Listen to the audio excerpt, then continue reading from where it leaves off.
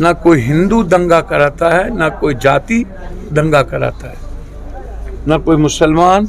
ये एजेंडा तय है आरएसएस और बीजेपी के गुंडों का। देखा फरसा लाठी लेकर के जुलूस निकल, और ये ऑर्डर कौन दे रहा है तलवार से लेकर के जुलूस निकालने की, भाला से?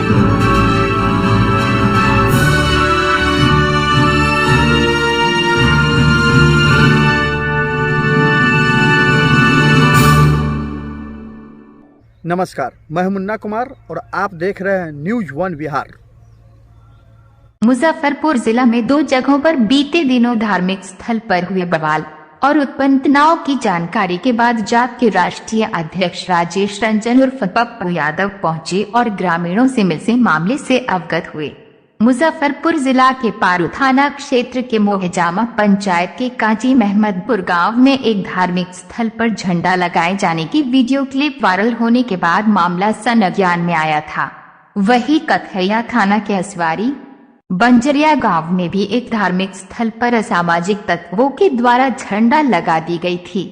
इसके बाद जाप के राष्ट्रीय अध्यक्ष पप्पू यादव पहुंचे और ग्रामीणों से मिलकर मामले की जानकारी लिए, साथ ही उन्होंने ग्रामीणों से शांति बनाए रखने की बात कही।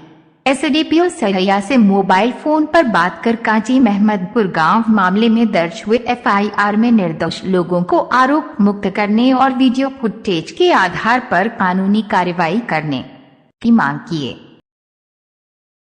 का पर्व है, हिंदू का पर्व है। ना कोई हिंदू दंगा कराता है, ना कोई जाति दंगा कराता है, ना कोई मुसलमान, ना कोई समाज, ना कोई मजहब, ना कोई धर्म। ये एजेंडा तय है आरएसएस और बीजेपी के गुंडों का। दिल्ली में किसने पत्थर चलाई? दिल्ली में सुरक्षा कहाँ थी गृह मंत्री की? और दिल्ली जो भारत की राजधानी है, वहां पर पूरी दिल्ली डर जाए, सहम जाए, आजादी छीनी चली जाए, 1 मिनट भी होम मिनिस्टर को रहने का राइट नहीं है। 2 साल पहले भी साजिश करके दिल्ली को खत्म और जलाने की तैयारी थी, और फिर 2 साल बाद 2024 के एजेंडे के लिए दिल्ली से देश को खत्म करने की तैयारी शुरू हो गई। ये आप समझिए। रामनवमी सर, राम सुग्रीव का, राम जयवंत का, राम सबरी का, राम वाल्मीकि का, वाल्मीकि राम का, राम भरत का, भरत राम का, राम लक्ष्मण का, राम सीता का, राम मानवता का, इंसानियत के खिलाफ रावण को खत्म हम लोगों ने किया था। हमारे खून में मानवता को बचाने के लिए कण कण में राम, शिव, नानक, बुद्ध, कबीर सब हैं। इस देश का एक भी मजबूत लोग, हम बहुसंख्यक लोग हैं, मर मिटने को तैयार पहले भी थे समाज के दलितों के लिए, कमजोर तबकों के लिए। जब ताकतवर आदमी समाज के दलितों पर उंगली उठाती है और थी, तो पूरा देश खड़ा होता, चाहे वो किसी वर्ग और किसी जाति के लोग। तब भी नफरत पैदा करने वाले कुछ लोग थे, और आज भी राजनीतिक एजेंडा, सियासत, वोट और सत्ता के लिए इस देश को तोड़ना और इस देश में डराना की प्रवृत्ति पैदा हुई। हम पूरे बहुसंख्यक लोग इस देश के वंचित, कमजोर, गरीब, अल्पसंख्यकों के साथ खड़े हैं।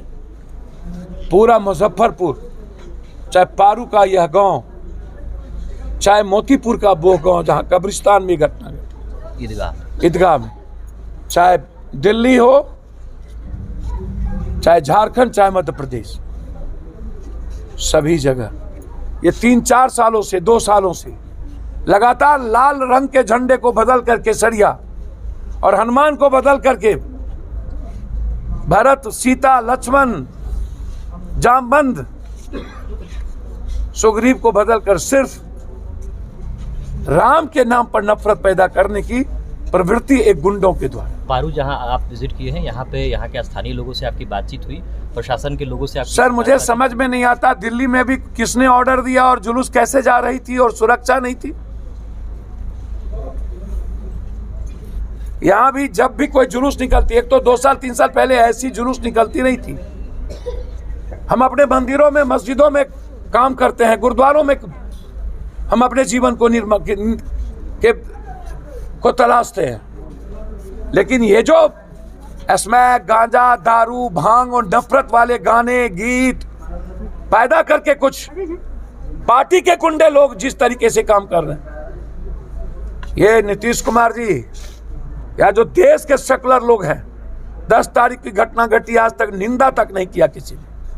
वाह रे वाह, सियासत के लिए सबको खुश करने की प्रवृत्ति, ऐसे लोगों से सोसाइटी को बचना होगा।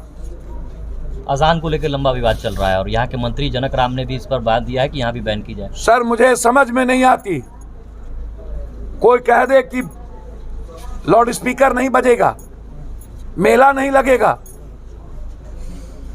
हम दुर्गा की गीत नहीं गाएंगे, कोई कह दे अजान नहीं बजेगा, समाज के लोग तय कर ले, कोई दिक्कत नहीं है। लेकिन ये वोट के सियासत और ठेकेदार नफरत पैदा करने वाले, ये होते कौन है? एमएलए एमपी पार्टी ये तय करने वाले, देश के कल्चर को समाप्त करने वाले ही होते कौन है? देश की डेमोक्रेसी और संविधान को खत्म करने वाले ही होते कौन है? ऐसे लोगों के भीतर डर पैदा करनी होगी। और पप्पू यादव जैसे लोग, हम एमएलए एमपी रहे न रहें, कोई भी व्यक्ति जहां भी किसी जाति को डराया है वहां पप्पू यादव खड़ा हुआ है। किसी भी समाज और धर्म और कमजोर तबके के लोगों को डरा है, पप्पू यादव खड़ा है।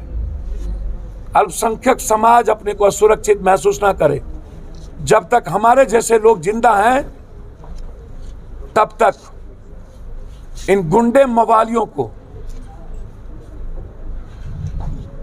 हम अपनी हिंदू संस्कृति को गंदा करने नहीं देंगे, मिटा देंगे, लड़ेंगे, हम मरेंगे, लेकिन किसी कीमत पर कमजोर, वंचित और अल्पसंख्यकों की हिफाजत करेंगे।